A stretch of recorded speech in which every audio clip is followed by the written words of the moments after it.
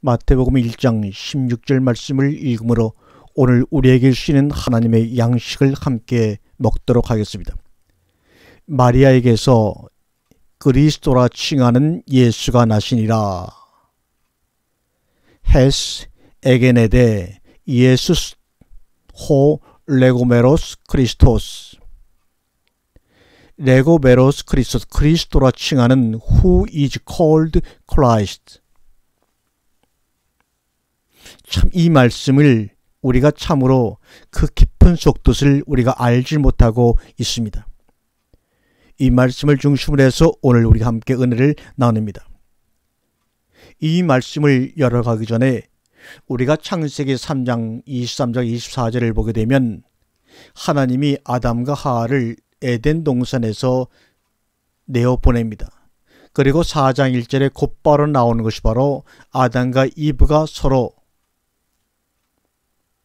관계를 하여 가인과 아벨을 낳는 사건이 전개됩니다.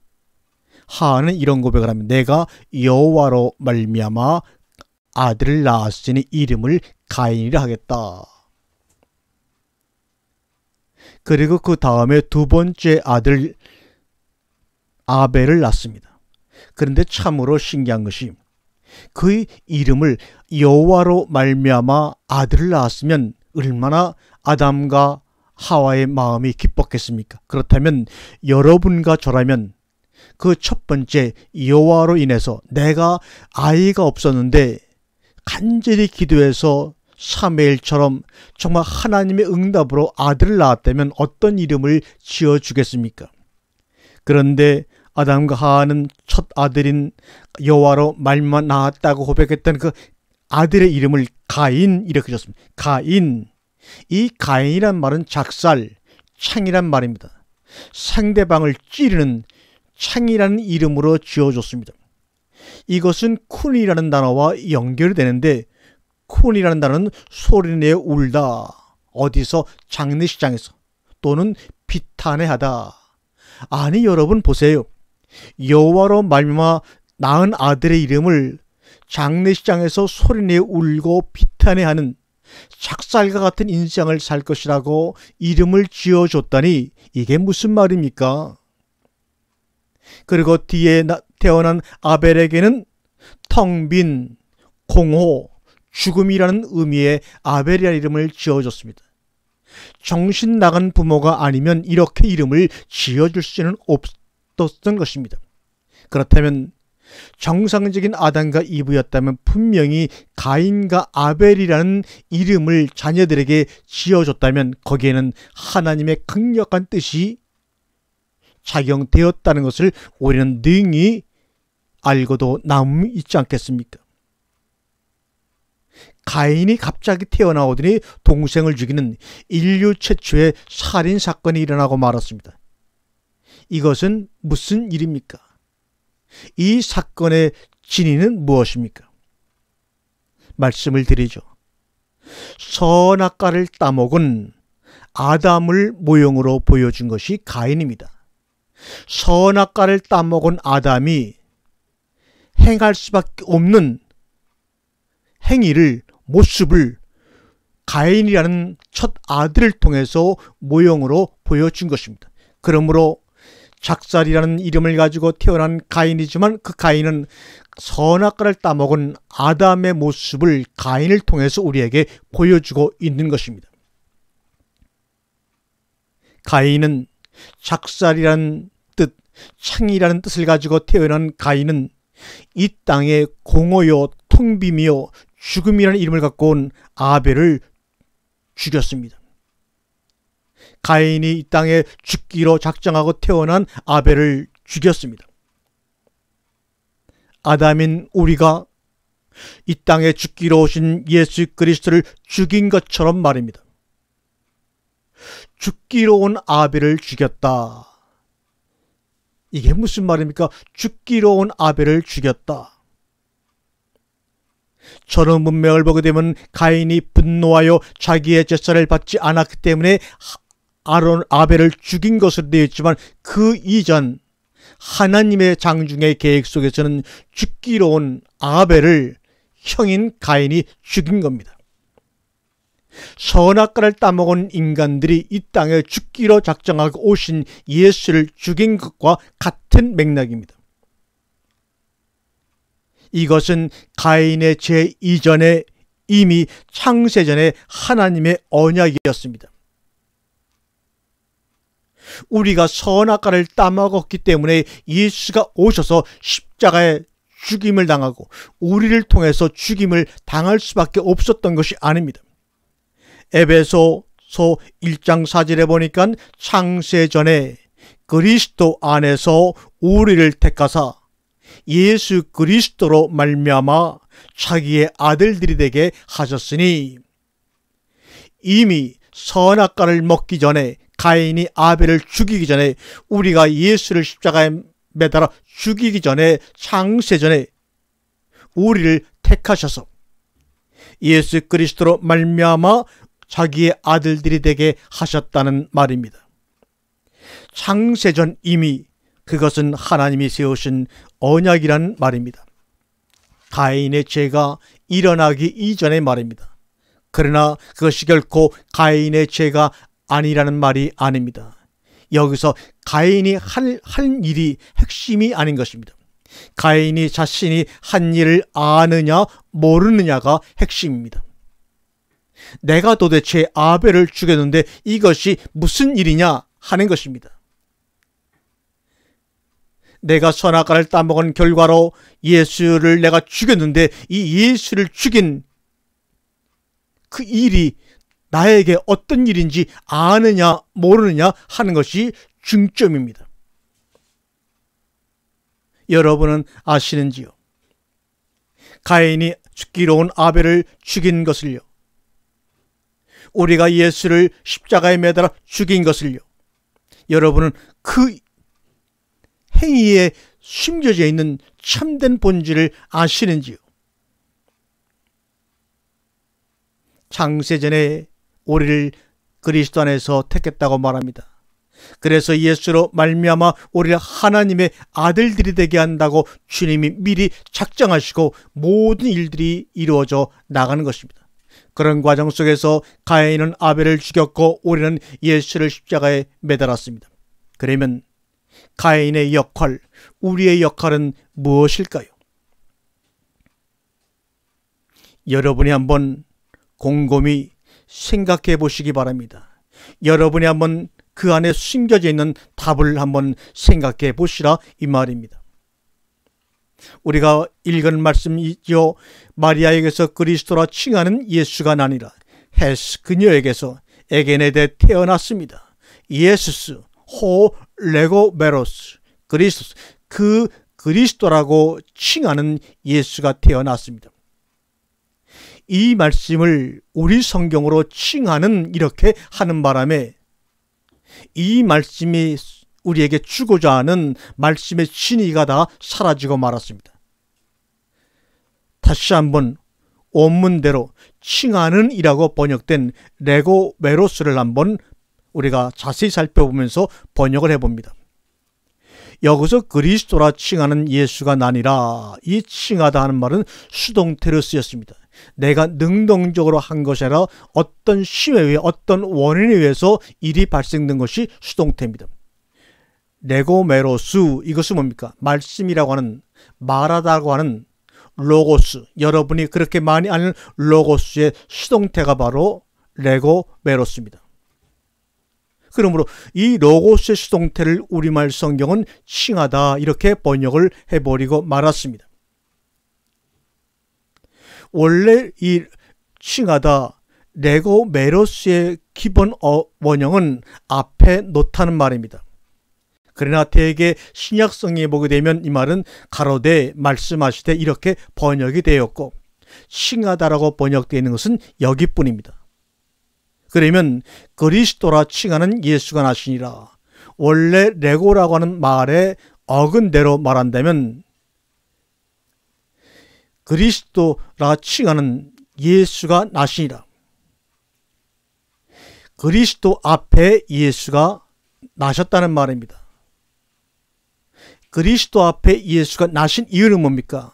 바로 그리스도라고 하는 그분을 설명해 주기 위한 것입니다.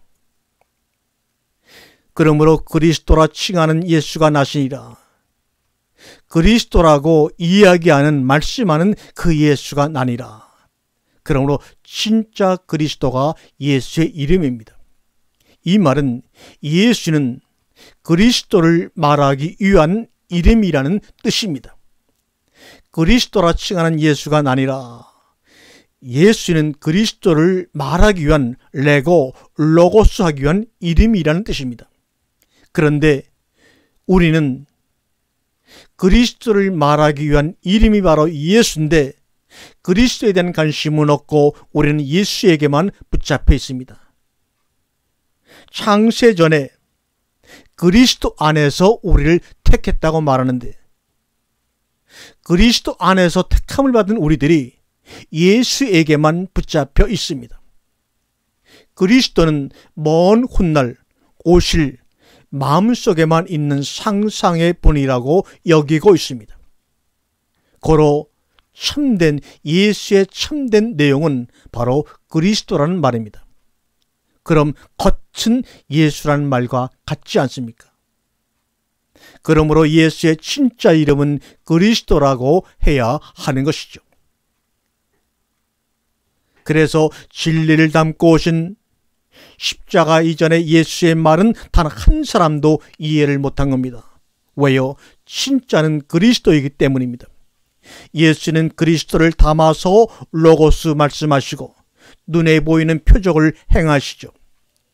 십자가 이전의 예수의 말은 이해 못해야 당연합니다. 그렇지 않으면 예수가 십자가를 지실 필요가 없고 성령이 오실 필요도 없게 되겠죠. 그래서 십자가 이전의 예수는 귀가 있어도 듣지 못하고 눈이 있어도 보지 못한다 하신 것입니다. 그래서 내 언약으로 할 수밖에 없다 말씀합니다. 그리고 그 언약이 바로 십자가로 땅에 깊게 박히는 거였습니다. 언약을 담고 오신 그 예수가 그 십자가에서 완전히 죽음을 통해 삭제를 당해야 합니다. 그래서 그분이 갖고 오신 진리가 오로지 우리 안에 남아야 하는 것입니다. 그 진리가 진리의 성령으로 각 사람 마음속에서 새겨지는 것이 신비입니다. 그것이 바로 새 계명입니다. 부드러운 마음이 된 것입니다. 그걸 우리는 은혜, 구원이라고도 합니다. 이것이 천국이 침노에 들어가는 것이다 이 말입니다. 십자가 이전의 예수의 표적과 이적을 보고 수많은 사람들이 믿었더라고 성경은 말하고 있습니다. 그런데 그 믿음이 진짜라면 십자가 앞에 한 명도 없을 수가 있을까요? 그 예수를 믿으면 결국 예수를 죽이게 되어 있다는 말입니다. 우리가 성경서 이방인 액트로스라는 말이 나옵니다. 이 이방인은 남성도 여성도 아니고 중성 복수로 사용되었습니다. 그래서 이 단어는 이방적인 것이라고 번역하는 게 맞습니다. 이스라엘 밖의 사람을 말하는 것이 아닙니다. 노아, 홍수, 이스라엘인이 애굽에 있을 당시 세계 인구를 약 3천만 명으로 추산하고 있습니다. 그런데 그중 이스라엘인이 200만 명이면 7%가량인데 어마어마한 숫자가 아닙니까? 그들이 몽땅 나가면 애굽 나라의 종속이 어렵게 되는 겁니다. 우리가 생각하고 있는 것처럼 애굽에서 이스라엘 사람들은 단순히 종살이한 것이 아닙니다. 어떻게 200만 명을 종으로 통제할 수가 있나요? 그게 아닙니다. 세상 코스모스에서 200만 명 이스라엘인을 뽑아내시는 겁니다. 무슨 종살이를 하고 고통스러워 하는데 그 모습이 안타까워서 하나님이 뽑아내신 것이 아닙니다. 창세전에 그리스도 안에서 우리를 택한 것처럼 그들을 뽑아낸 것입니다. 오히려 애굽보다 고난과 역경은 오히려 광야로 나오고부터 그들이 경험하지 않습니까? 또한 가나안에 들어가서 애굽보다 몇십 배 더 힘든 고난과 역경과 전쟁을 경험하지 않습니까? 그들이 애굽에 있는 400년 동안은 한 번도 전쟁을 경험한 적이 없습니다. 그런데 하나님의 은혜 가운데서 택함을 받아 가나안 땅에 들어간 다음부터는 그들이 오랜 세월 동안 전쟁을 멈춘 적이 없습니다.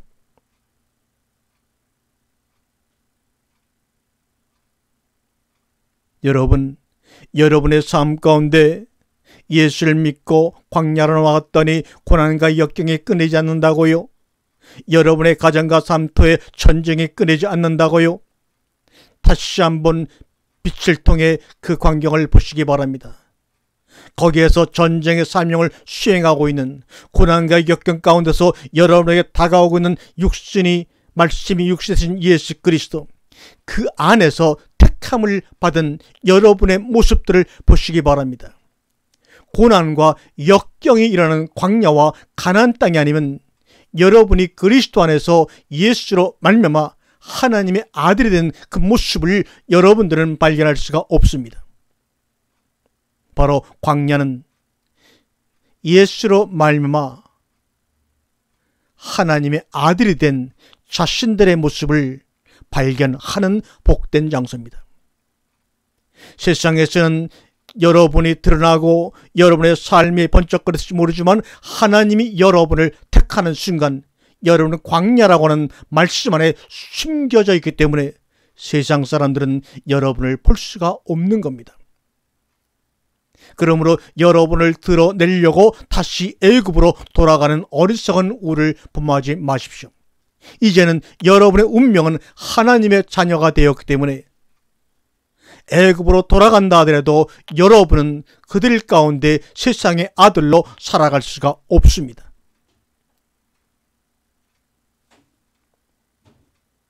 결론을 내려갑니다.